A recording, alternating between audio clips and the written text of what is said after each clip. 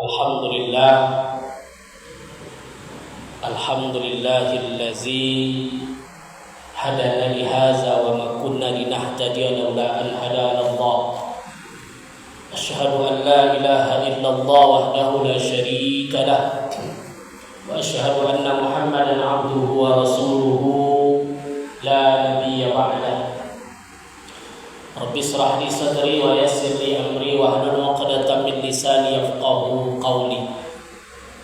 Rabbi zidni ilman warzuqni fahman.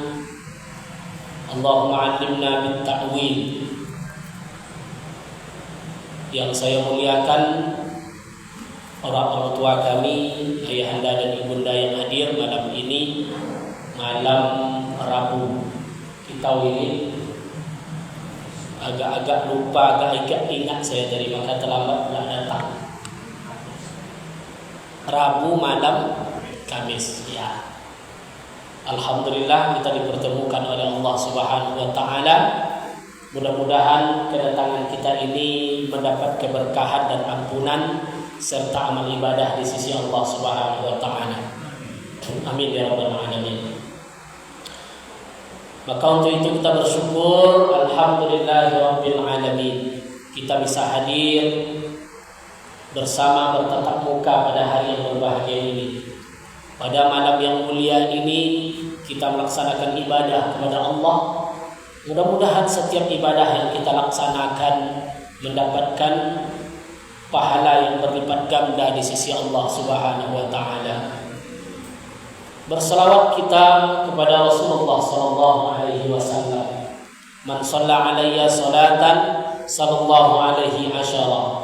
Siapa yang berselawat kepadaku satu kali, maka Allah akan memberikan keberkahan balasannya 10 kali. Ya. Wamhu anhu asyra sayyi'at. Akan Allah hapus 10 kesalahan. Wa rufi'a anhu asyra darajat. Allah angkat 10 derajat. Sekali awak bersalawat balasannya 30. Itulah kelebihan kita umat Muhammad ini. Maka wajar Rasulullah mengatakan waditu, aku merindukan mereka. Siapa yang dirindukan oleh Rasulullah? Ibu-ibu yang di belakang kalau bapak-bapak yang hadir ini dirindukan oleh Rasulullah. Mendengar itu tentu sahabat komplit.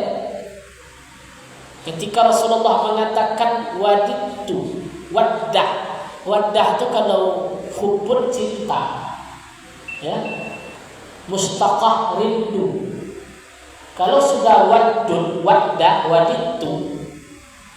itu kalimatnya rindu berat. Waditu zauji, aku sangat rindu berat dengan suamiku. Berarti lamanya berpisah. Rasulullah lama tak berpisah dengan kita. Jaraknya berapa lama? 14 abad, 1400 tahun. Berapa generasi itu? Tapi Rasulullah rindu kepada kita, yang beliau sebut dengan ikhwan, saudaraku. Tentu sahabat bertanya, bukankah aku ini saudara engkau ya Rasulullah? Bukankah kami ini saudara engkau? Bukan, katanya. Kalian ini bukan, tapi sahabatku. Maka para ulama mengatakan definisi sahabat adalah orang yang sezaman atau semasa dengan Rasulullah. Ada seorang sahabat Abdullah bin Umi Maktum yang tidak berjumpa dengan Rasulullah. Dia pergi untuk bertemu Rasulullah. Ada sebahagian sahabat yang tak sempat bertemu, tapi Rasulullah wafat karena sezaman, itu disebut dengan sahabat. Jadi kategori sahabat Rasulullah itu orang yang sezaman dengan Rasulullah, bertemu dengan Rasulullah, dan beriman kepada Rasulullah.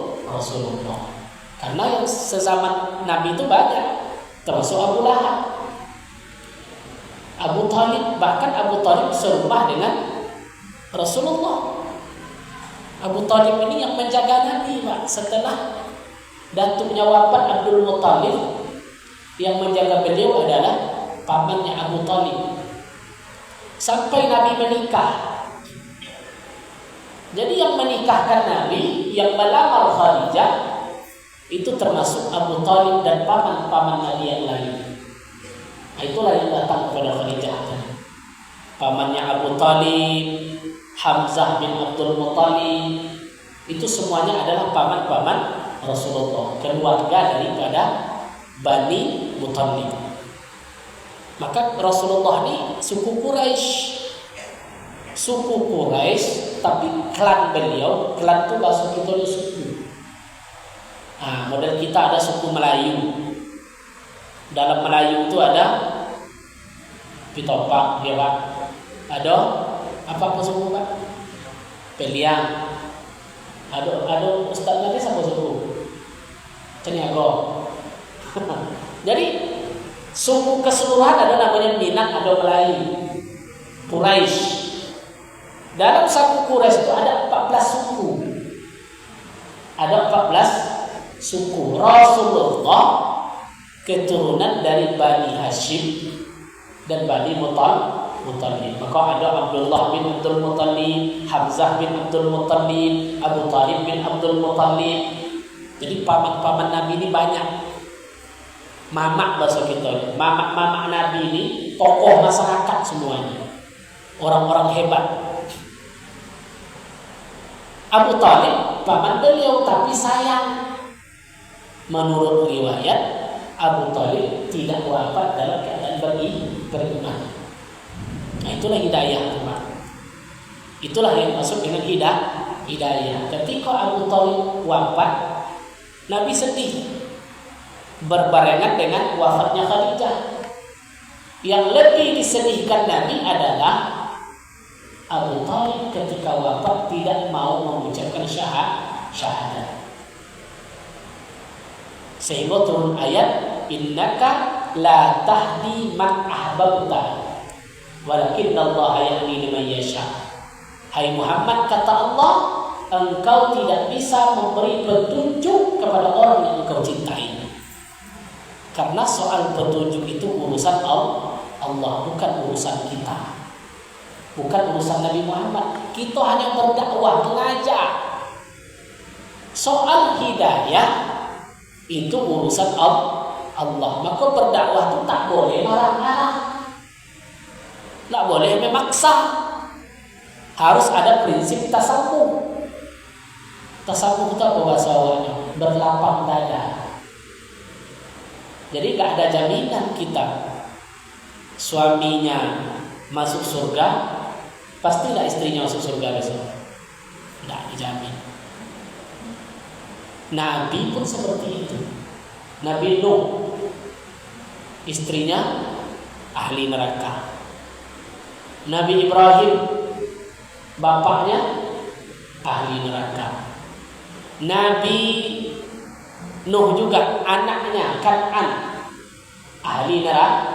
Tidak dapat hidayah, padahal itu udah tenggelam.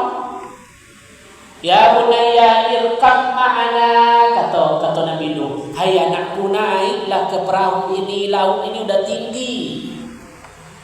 Apa kata anak Nabi Nuh tadi, Kan'an tadi? Saya tidak mau, nanti pasti ada yang menyelamat. Akhirnya mati tenggelam. Maka urusan hidayah murni urusan Allah Subhanahu wa ta'ala. Maka kita tidak boleh ghulu. Paham Pak Gulu? Wala taghlu fi aydikum. Jangan kamu terlalu ghulu dalam agama kamu. Nah, datang hujan langsung. Hujan Pak. Lai jole suaranya. Apa contoh ghulu kata Rasulullah? Ghulu itu mendewa-dewakan manusia. Sesungguhnya orang Yahudi karena ghulu tersesat dari Taurat. Umat Nabi Isa Nasrani karena ghulu tersesat dari nilai-nilai Injil. وقال اليهود إن عزير بن الله وقال النصارى إن المسيح ابن الله. Kenapa orang-orang Yahudi itu tersesat? Karena suatu hari dia pernah mengatakan Uzair itu adalah jelmaan Tuhan. Maka Rasulullah memperingatkan. Kenapa Rasulullah memperingatkan? Takut dia umatnya nanti terlalu mendewakan Rasulullah sehingga mengangkat derajatnya sama seperti anak Tuhan. Nah, itu diingatkan oleh Nabi. Aku ini Rasulullah, manusia biasa. Ada jalur untuk kita taat kepada Rasulullah. Apa tadi? Salawat. Allahumma sholli ala Muhammad wa ala ali Muhammad. Itu ada jalur yang diberi oleh Allah, tapi tidak memuja-muja sampai kepada tingkat ketuhanan. Sebab banyak kita yang hulu, kadang-kadang orang naik haji, ada yang menggunting-gunting kain Ka'bah, jadikan semacam atau hulu namanya itu. Seperti ini sesuatu hal yang sangat. Dengan bangga kadang bercerita, oh saya dulu dapat mencium Hajar Aswad, tapi caranya akhirnya yang baik itu tak dapat. Jadi kenapa Yahudi itu dulu Taurat itu yang diturunkan melalui Nabi Musa alaihi salam itu sudah pas, benar dari Allah. Tapi ada seorang yang ahli Taurat setelah Nabi Musa, namanya Uzair. Uzair itu kalau sekarang itu seperti seorang ulama hafal hadis, hafal Quran, ulama besar. Kemudian Uzair itu diwafatkan oleh Allah. Hilang Uzair tadi diwafatkan oleh Allah setelah 100 tahun. Rupanya Uzair itu bukan wafat, tapi ditidurkan oleh Allah selama 100 tahun. Dalam hadis Rasulullah, berapa tahun dia tertidur? 100 tahun. Sama dengan Ashabul Kahfi berapa tahun? 300 tahun. Ini diuji oleh Allah orang-orang yang ikut kepada Taurat setelah Nabi Musa wafat. Ketika Uzair tadi terbangun, dia merasakan bahwa tidur saya ini baru setengah hari gitu. Pulang ke kampung. Pas pulang nampak sama orang-orang Yahudi tadi. Ini Uzair. Karena Uzair itu ulama terkenal ahli Taurat. Uzair pulang lagi, banyak yang tidak percaya. Maka ada seorang orang tua yang umurnya lebih 100 tahun yang hafal betul Uzair itu siapa. Disuruh panggil Uzair tadi. Bawa. Apa kata orang tua tadi? Ini dalam bentuk fisiknya persis seperti Uzair, tapi ada yang ingin saya tes. Coba baca Taurat. Oh, dibacanya Taurat dari awal sampai akhir. Hafalnya Taurat. Padahal dia tidur dalam berapa lama? 100 tahun. 100 tahun tidur tak hafalnya Taurat. Kita tak pakai tidur, kadang-kadang dah hilang aja kan? Tak dapat lagi yang bapak. Maka Uzair tadi saking dihulukan tadi, didewa-dewakan, sehingga sebagian orang Yahudi mengatakan anna Uzair bin Allah, Uzair ini anak Tuhan. Maka tergelincirlah orang-orang Yahudi sampai hari ini. Disitulah kesesatannya, sehingga digejawantahkan menjadi sebuah sapi merah. Kalau dapet sapi merah itu besok dibangunlah doktrin mereka, dirobohkan Masjidil Aqsa, dibangun kembali kuil Raja Sulaiman atau disebut dengan King Solomon Temple. Itu doktrin mereka. Jadi sampai kiamat pun akan pernah damai di Tengah. Karena pokok masalahnya di sini. Habis Gaza, sekarang Libanon. Kenapa orang-orang Arab diam, Ustaz? Memang nubuat Nabi seperti itu, Pak. Kenapa orang Arab tidak melawan Nabi yang mengatakan ketika berkumpul dengan sahabat-sahabatnya, wahai sahabatku, kata Nabi, di akhir zaman nanti kalian akan berperang dengan orang Yahudi. Tapi sayang, ada sebuah kalimat yang beliau sebut, karusa isai. Kalian di akhir zaman itu seperti buih di tengah lautan. Diombak kemana ombak, ke situnya pergi. Kemana ombak, di situnya berangkat. Ibarat pipiang, kemana angin, ke situnya. Dulu itu didukungnya calon dukung, tapi dia siko dapat piti, pindahnya siko terombang-ambing. Seperti buih di tengah lautan yang tidak punya kekuatan sedikit pun. Kita diadu-adu. Ya, Suriah. Tengok sekarang Pak, Suriah. Yang satu Allahu Akbar nembak. Yang ditembak pun mengucapkan Allahu Akbar. Yang buat bom ucap Allahu Akbar. Yang mati Allahu Akbar. Perang saudara. Lari ke Sudan. Tengok Sudan hari ini, negara Sudan. Antara pasukan militer dengan pasukan pemberontak, dua jenderal berperang. Dua-duanya Islam atau tidak? Islam. Tentara yang sama-sama berperang, sama-sama Islam, dipasok senjata. Sehingga anak-anak kita yang di Sudan wajib pulang. Dan bagus dia belajar harus pulang. Sekarang Libanon udah ribuan. Kok begitu Ustaz? Inilah yang digambarkan oleh Rasulullah SAW. Itu membuktikan bahwa kata Nabi Muhammad itu benar. Tapi di akhir zaman nanti Islam akan memenangkan semua ini. Baitul Maqdis akan direbut lagi. Sekarang kan mereka yang menguasai semuanya. Itu hari ini. Jadi Garang Hulu tadi mengatakan Uzair anak Allah. Datang Isa alaihissalam membawa Injil. Injil itu kitab dari Allah. Gara-gara Hulu, wa qalatin nasara innal masihi ibnullah.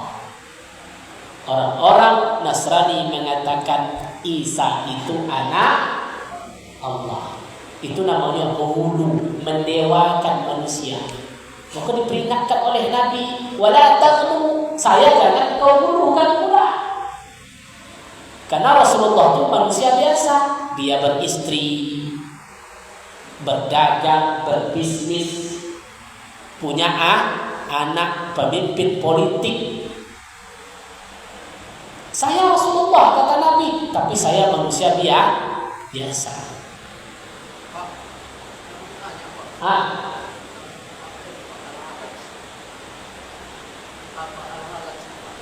Al-Khalas sahabat.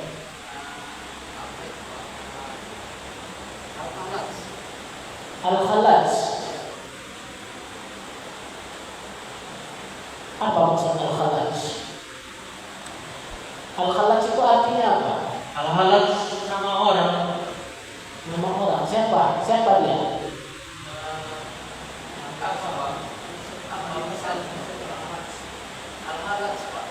Al-Khalas. Dia ulama apa? Syiah. Syiah jelas kita tidak akui. Majelis Ulama Indonesia ini kita berpatok ke MUI mengatakan bahwa Syiah salah satu ajaran yang sesat.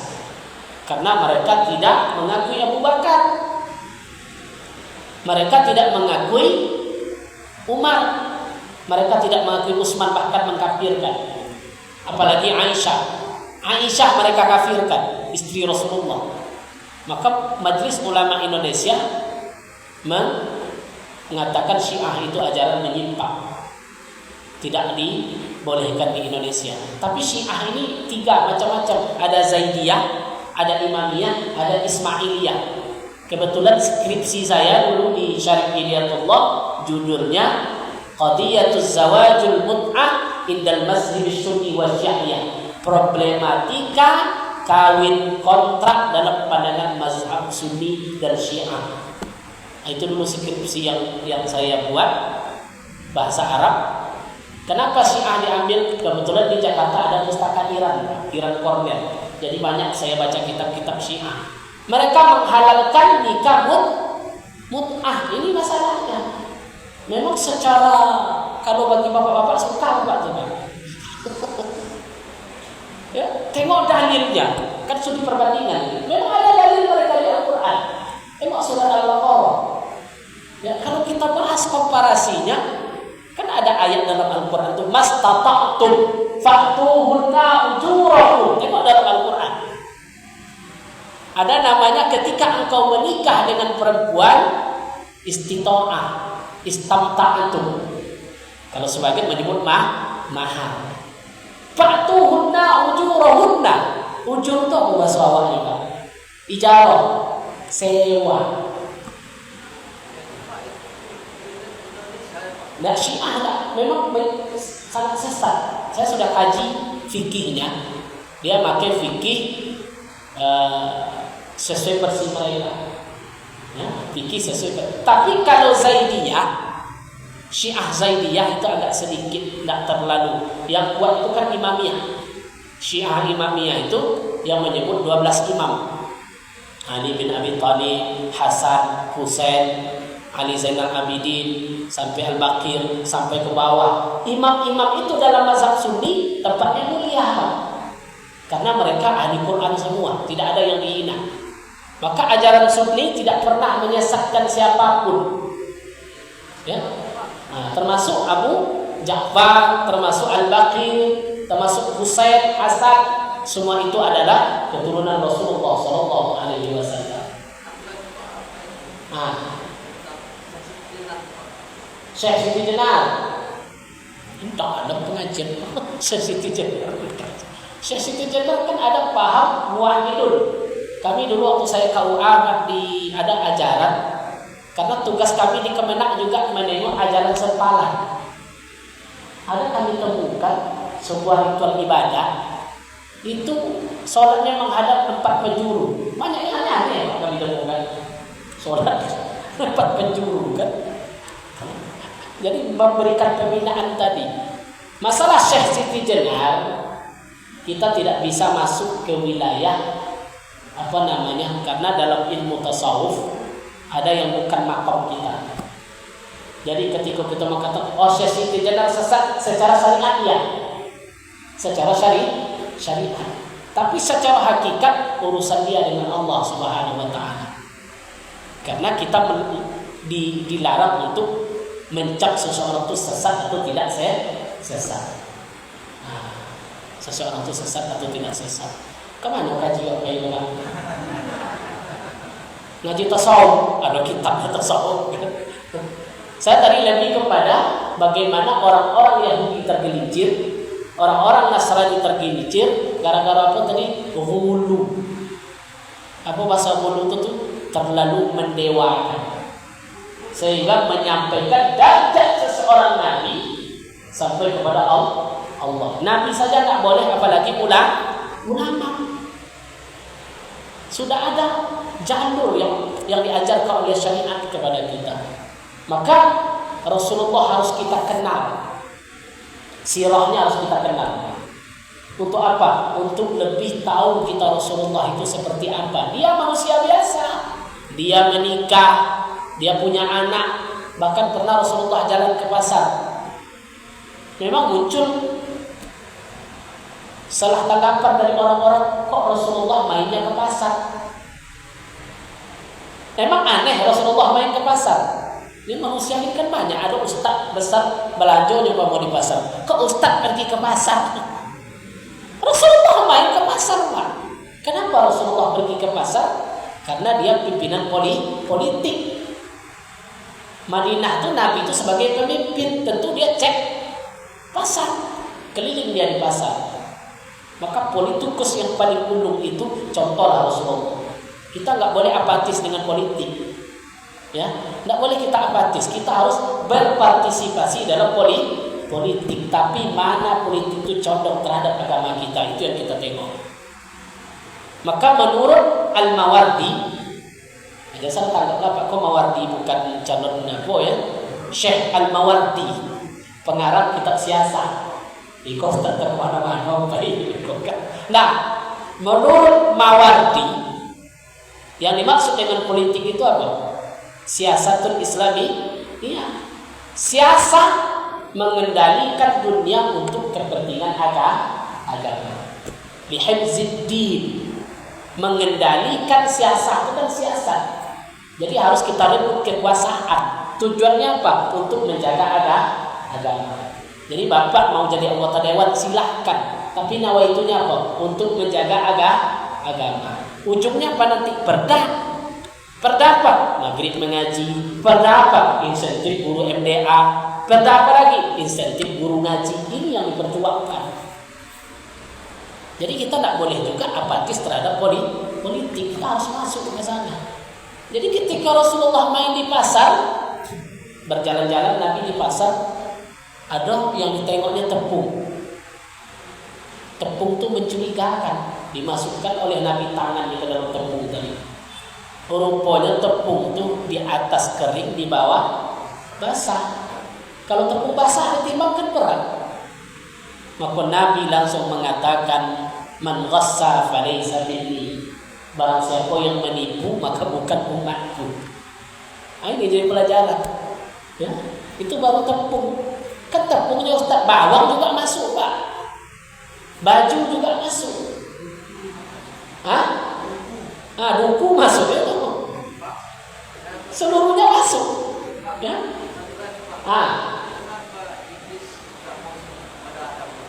Kenapa? Ini kajinya dalam kali ini. Kenapa iblis mau tunduk kepada Adam? Ini kaji hakikat. Nggak semua nanti masuk kan? Kalau berbicara asal kita bisa berbicara kenapa? Coba tanyakan, kenapa Allah ciptakan dunia ini? Apa jawabannya? Akhirnya nanti kenapa saya lahir? Kenapa saya lahir? Kenapa saya begini? Itu kaji hakikat nanti. Jadi kenapa iblis tak tunduk kepada Adam? Karena dia sombong. Itu jawaban syariatnya. Karena dia takabur. Aba wastakbara wa kana minal mutakabbirin. Aba wastakbara, dia orang yang sangat enggan. Wastakbara, dan dia sangat takabur. Jadi intinya sekarang cintailah Rasulullah, tapi kecintaan kita dia hanya semata-mata Rasulullah sebagai penghulu kita. Bagaimana mencintai beliau?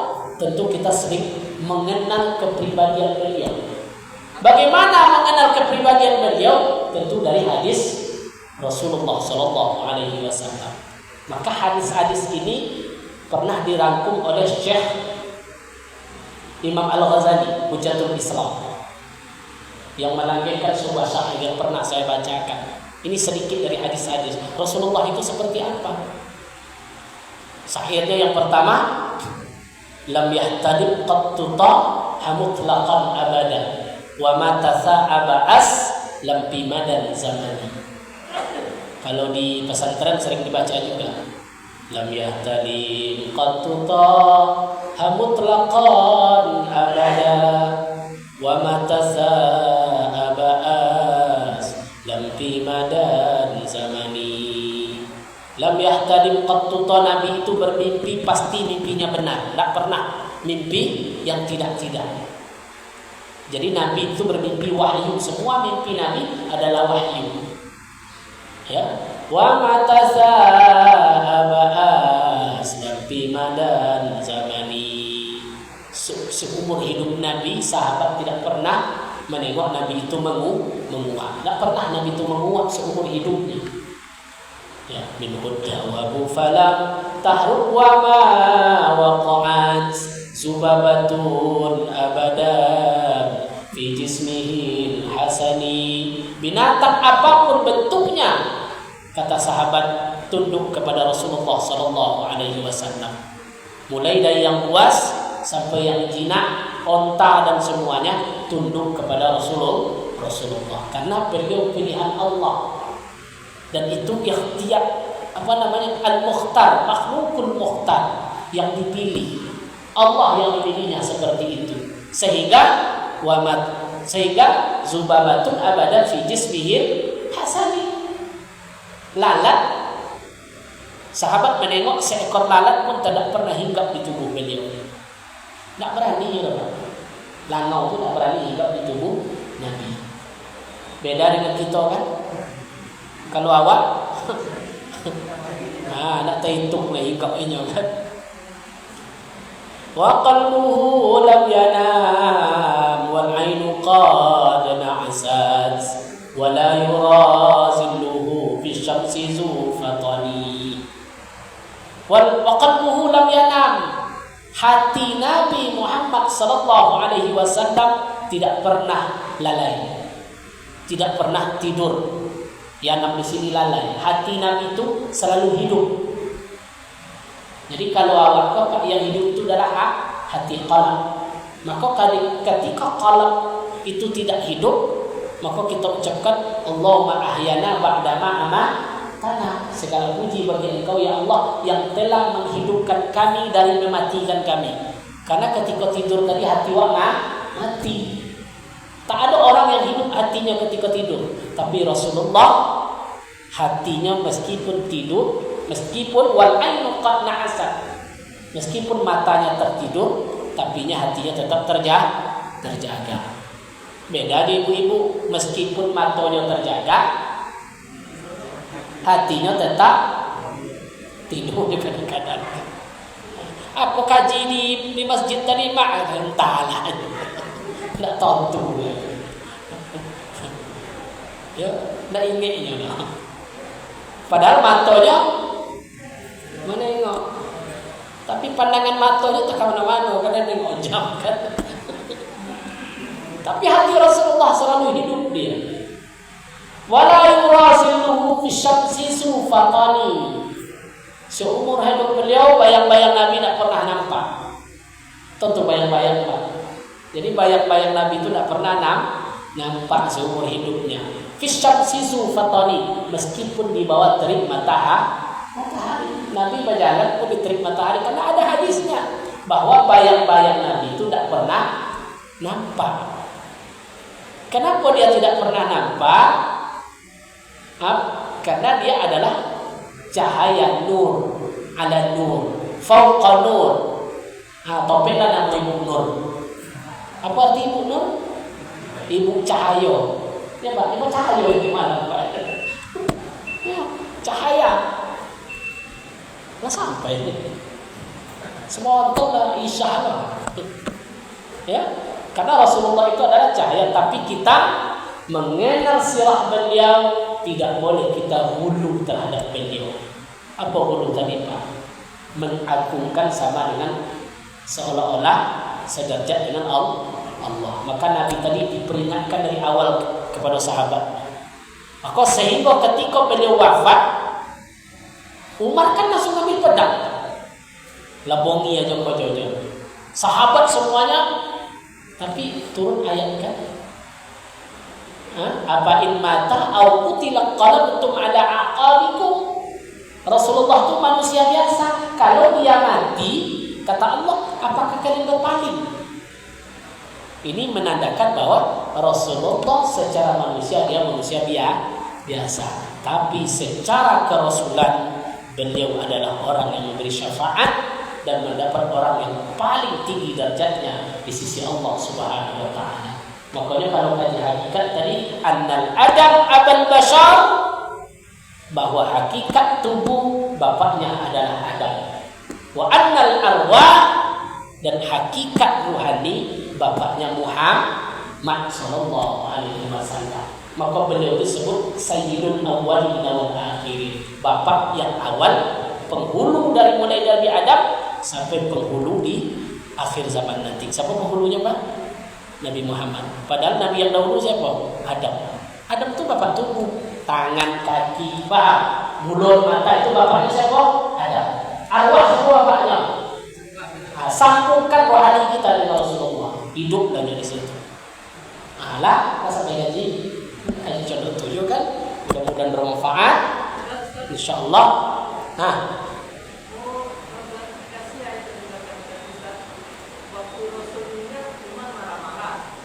bukan marah-marah, nyabut pedang.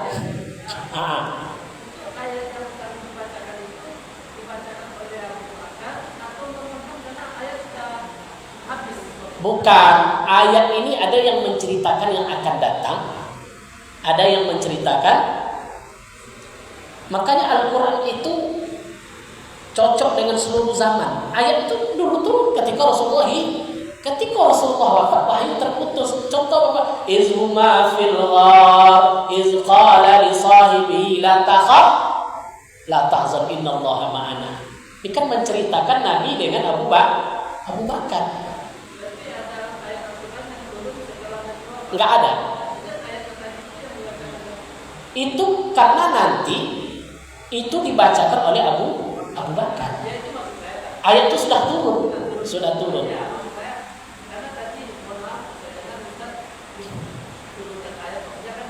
Dibacakan lagi sama Abu Bakar. Karena Abu Bakar yang tenang. Seluruh sahabat-sahabat tadi sudah mulai panik, seperti kehilangan pemimpin. Makanya ada ayat ini bermaksud seperti itu, jangan hulu. Maka kaji kita tadi hulu, jangan menganggap bahwa Rasulullah itu tidak akan mati, dia manusia biasa. Secara apa tadi? Tubuh basyariahnya. Tapi kalau secara hakikat Rasulullah itu penghulu, Sayyidul Alamin, penghulu sekalian alam.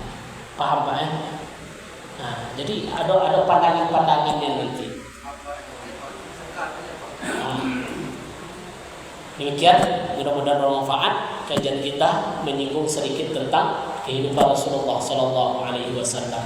Karena waktunya sudah masuk, sudah lewat pula. Mohon maaf dalam penyampaian tadi ada hal-hal yang tidak berkenan.